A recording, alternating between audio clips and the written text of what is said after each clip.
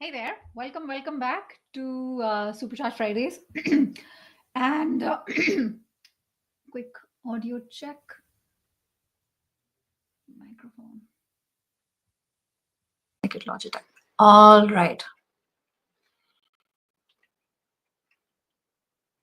I beg your pardon. Okay, we should be good now. Welcome back. Welcome back. I am very aware that today is not Friday. It is Tuesday. Welcome to Supercharge Fridays on Tuesday, 19th of November.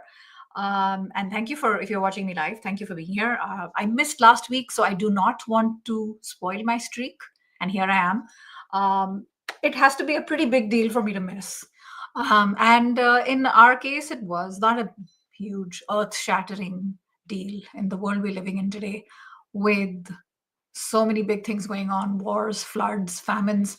Nothing like that at all. I kind of tripped and fell on my face and injured myself in a few places. I will be fine. So, but that meant I was in the emergency room for the better part of 6 hours. So I couldn't be here on Friday last. And this week we will do two Supercharge Fridays, one today and one on Friday. So without further ado, let's get into it. And I thought what I would do is today I would take advantage. I've got this question so many times, and I got it last week as well, which was related to job search. So what I thought is, let me just record my answer. Let me talk about it and record my answer. And what I will do is I'm sharing too much information.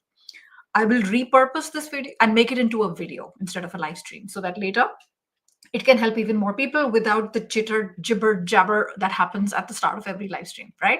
And if you're watching me for the first time, if you're a new subscriber, or if you're just like passing by and you're like, curious what's going on, welcome. My name is Sonal Behel. I'm so happy you're here. I used to be in human resources for about 2 decades in India, South America, and in Europe. And I've been in Europe for about 15 years now. And what I do today is I help people who are going through change in their career, and I'm very, very focused on job search. So that's my jam. And I help people who are transitioning, whether it was their choice, whether it was not their choice, it doesn't matter. So if this is what you're about, welcome to my orbit. I'm happy you're here. Consider subscribing to the YouTube channel. Follow me on LinkedIn. I have a podcast called How I Got Hired. I have a newsletter where I share all sorts of fun stuff. You can check that out as well. Go to superchargeyourself.com/newsletter. Right here, right, this link right below. So give me a quick message in the comments before we get started and before I get into the meat of the video that you can hear me and see me properly. Just let me know. Audio is okay.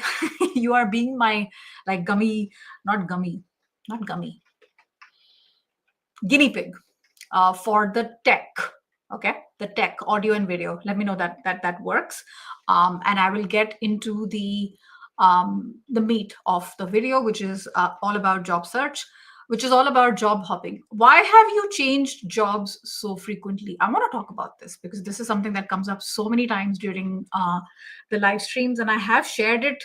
But today I wanted to spend a little bit more effort and time and focus talking about this. So yeah, without further ado, let's get into it. And all right, good. Thank you for being here. Audio is okay. Welcome. Thank you, G. Thank you for being here. So when I'm talking about this topic in the video, I'm not going to be looking at comments because I want that part to be uninterrupted, because I'm going to convert it into a video, if that makes any sense, right? So it's not like I'm ignoring you on purpose, but for this moment, I will just focus on like the I've made some points, and I will focus on those. So yes, thank you for being here, and thank you for asking. I am doing better. Thank you. I'm still limping a lot. Everything is still bruised. I cannot lift this, and I'm limping. But I'm very lucky because it could have been really bad. So thank you very, very much for asking, and for everybody who's been sending messages. I really appreciate it. Okay, so let me just do a quick screen. If I do a full screen, then I'm not able to see my points. So I'm going to keep it like this. Okay. So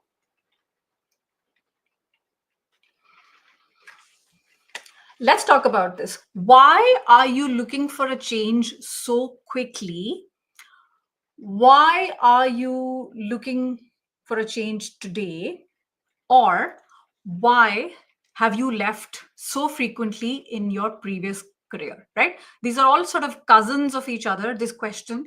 And you can bet to almost 100% that you're going to get this question. So you damn well prepare on how to address this in a way that feels good to you, but also in a way that is acceptable and moves you to the next round. Okay, so we don't want to reveal too much, and I want to share these things in a few points with you. Okay, now having said that, I do want to let you know, if you talk to 10 different recruiters, hiring managers, career coaches, job search coaches, clarity coaches, you name it, I think you're going to get 10 different points of view. So keep this in mind. This is my perspective that has worked for me and for my clients. But I'll tell you what, the best thing for you to do is take a mishmash of answers that feel relevant to you and apply them. That's the only way it works. It doesn't work when you copy paste from somewhere and it doesn't feel good to you. It doesn't feel true to you. You feel like, you're being someone else, or you're trying something else, right? First thing I want to say is, why do they ask the question, particularly why did you leave when you left in a short time? What is a short time? I would say 6 to 12 months. You didn't even complete 1 year in the company. And some people will say, everybody's definition is different. Somebody will say, yeah, every 2 years they've been hopping. Somebody will say every 6 months they were hopping, right? The label becomes like job hopper. So why do they want to know this? Okay, and there are a couple of very quick reasons why they want to know this. Number one, the whole process of hiring is ridiculously expensive, time consuming, and not just expensive, like they spend money on the recruiter, external recruiter, linkedin.com, indeed.com, all of that stuff. It's not just that, it's the time invested for recruiters and hiring, particularly hiring managers who should be out there making more money, saving money for their company, and they're spending all this time here. The recoup of that investment comes usually between 1 to 2 years, which means that after you are hired, you're not exactly like helping to bring value right away. It takes time. There is a learning curve, not just technically, but also socially, right? You're learning people, you're learning people's strengths, you're learning the networks, and of course, you're learning how to do the job you were hired to do. That doesn't happen right away. And the more senior you are, the longer that takes, right? I remember a study in my one of my organizations where they talked about the fact that once a person is fully autonomous and is able to do everything by themselves, it is something like 12 to 18 months. And in another company, they said 18 to 24 months. Now, obviously, this is my second point. If they think you have left before the 18 to 24 months were over, there could be a pattern that you could do it again. The red flag can be there. The orange flag, potentially red flag, orange flag can be there. And if you've done it before, you'll do it again. They need to check that out and make sure they're getting their money's worth. Okay. The third thing is, let's say you left because of restructuring. I get that.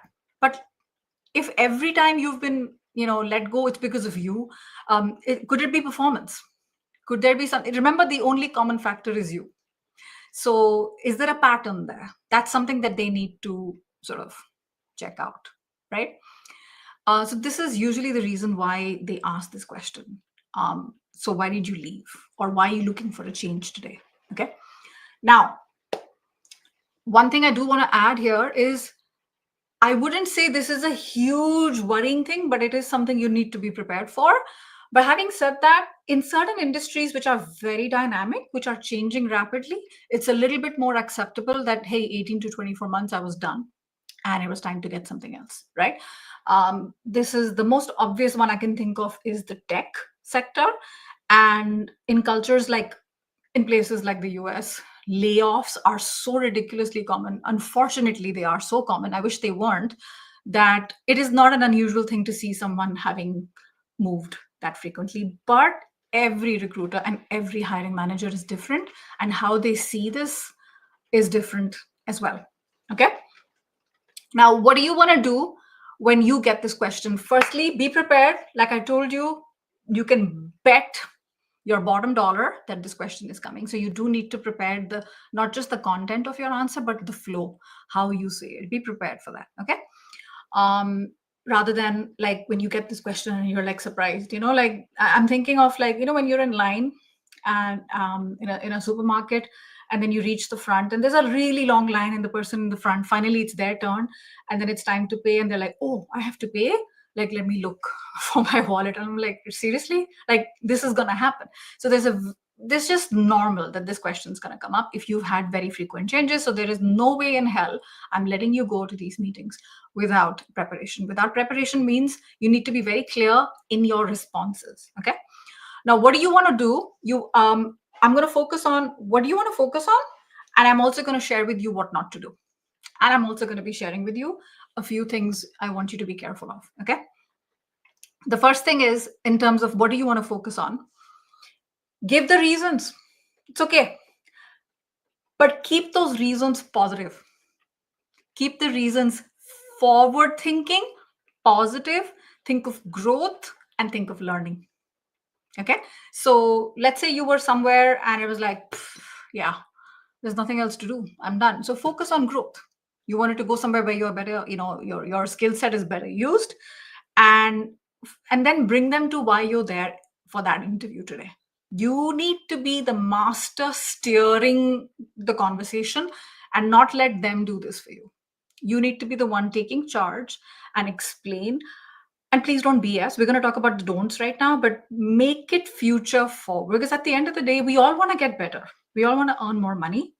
And I'll talk about money in a second, but focus on the future.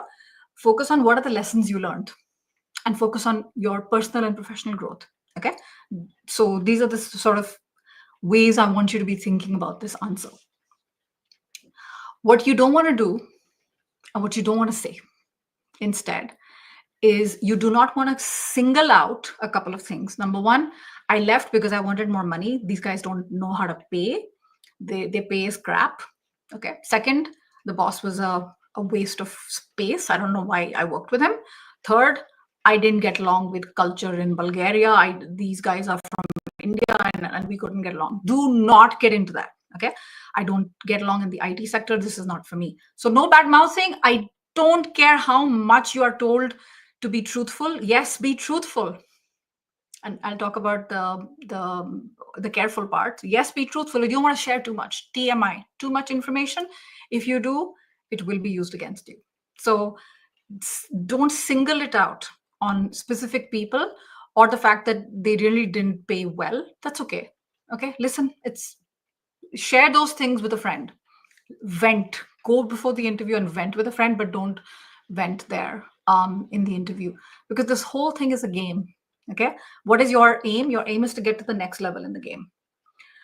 Let's be clear, all companies, all recruiters and hiring managers, do you think they're truthful all the time?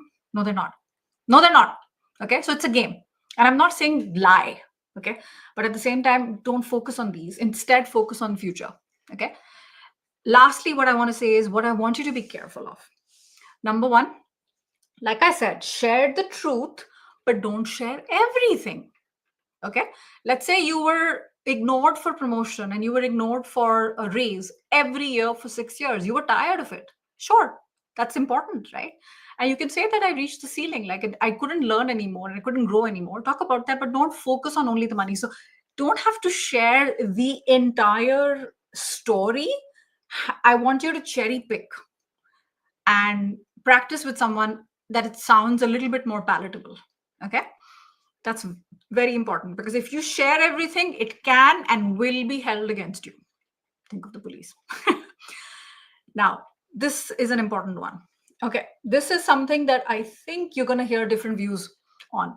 I have a very close friend who's a recruiter, and she says, talk about this elephant in the room, because if you don't talk about it, you already know they're thinking about it. This huge, reason, I don't know, extreme example, 3 jobs in 1 year.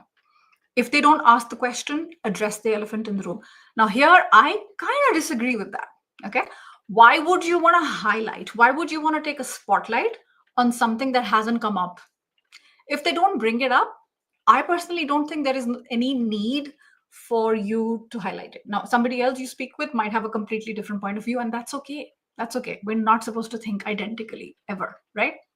But if it doesn't come up, don't bring it up. But at the same time, read the room. Read the room. If people feel comfortable and you're having a good conversation, there's a good vibe going on, focus on the next steps, focus on the future. Do not bring them to something which they didn't even notice, for example. Yeah, never know.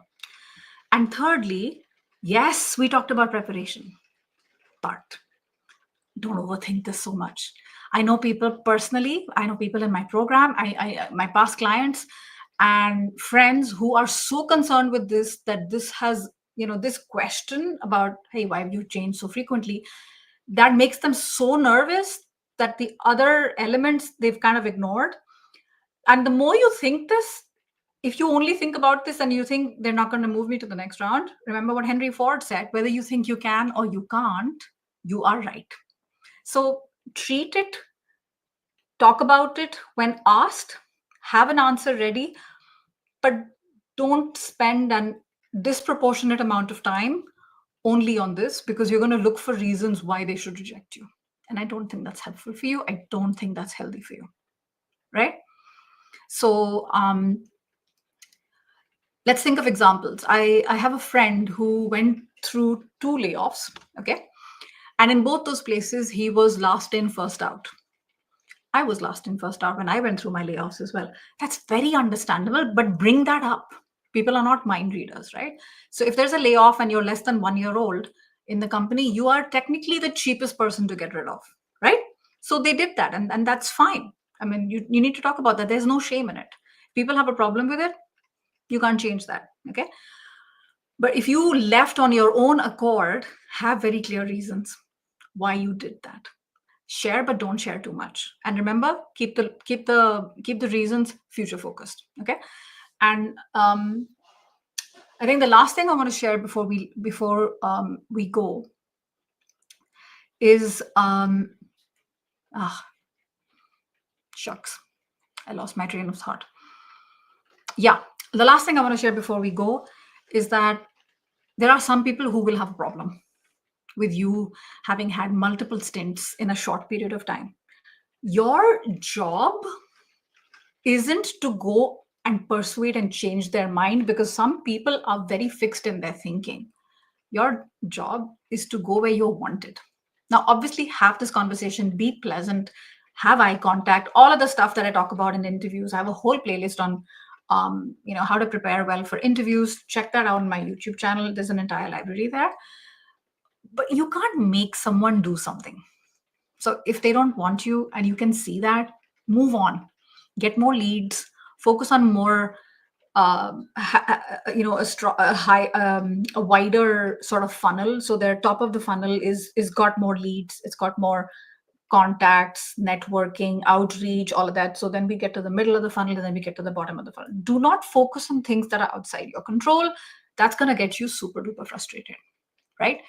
All right. I hope this helped from the point of view of how to talk about job search, how to talk about the fact that you are actively in job search mode frequently, when you've left your roles too frequently, how to talk about that. I hope this has been helpful. If you're watching me on YouTube and it's your first time, I hope this has been helpful. Consider subscribing to the YouTube channel, and I shall see you in my next video. All right. That was the part of the video, that was the part of the live stream which was focused on like this particular question. And now I'm going to get into the live stream part, which is going to be related to questions. How do you highlight, hi Shailesh, how do you highlight growth? I'm going to take a sip finally. I also have to keep in mind I have 6 minutes to go. I'm going to do this really fast because I have my group coaching right now. How do you highlight growth in the resume in a flat process? INSEAD application. I'm freaking out. Oh, no, dude, that's so exciting, Shailesh. Don't worry, don't freak out. Listen, do your best in every one of these. If you've had a flat organization, you want to showcase 2 things. Number one is ad hoc challenges or projects where you put up your hand, because that's one way to stand out, right? If there's no vertical mobility, think of linear, like think of mobility in a flat organization where you worked on things that were outside your daily sort of comfort zone. And second is you want to showcase growth in learnings, in lessons learned, and that that helps to show your value even more than what you have today. I hope that helps, Shailesh. Yep. Okay. I hope this has been helpful. The interview always asks me the same question because I changed company in June and then November. Yeah, exactly. So you want to talk about this really, really well, Arsalan. So you want to, this is exactly the reason I made this video. You are going to get this so frequently. So re-watch this. Okay. I'm going to convert this into a video, but re-watch this live stream before I do that. And make sure you focus on the points that are interesting to you, but also will be palatable, okay, to them. Hi, Tina. Yeah, thank you, Tina. I think the only part that I think I kind of disagreed with you is when you talked about address the elephant in the room if it's not asked. Personally not a huge fan of that, but I love that we have different and diverse points of view because that's really beneficial for the viewer, for the person who's listening. Because there are so many, I hate this expression, there's so many ways to skin a cat, right? Hate that. You can, Arsalan, if you have worked in a company, I would say if you work less than 6 months, it's not a big deal to remove it. Less than 3 months, very short duration. So I would say it's not a big deal, but just keep in mind the further it is in the past, the easier it is to do that. But if you're talking about something in 2023, it's a bit more tricky. So I want you to be careful because I don't want you to come across like you're lying, Hi, Elizabeth. I don't know, did I say that correctly?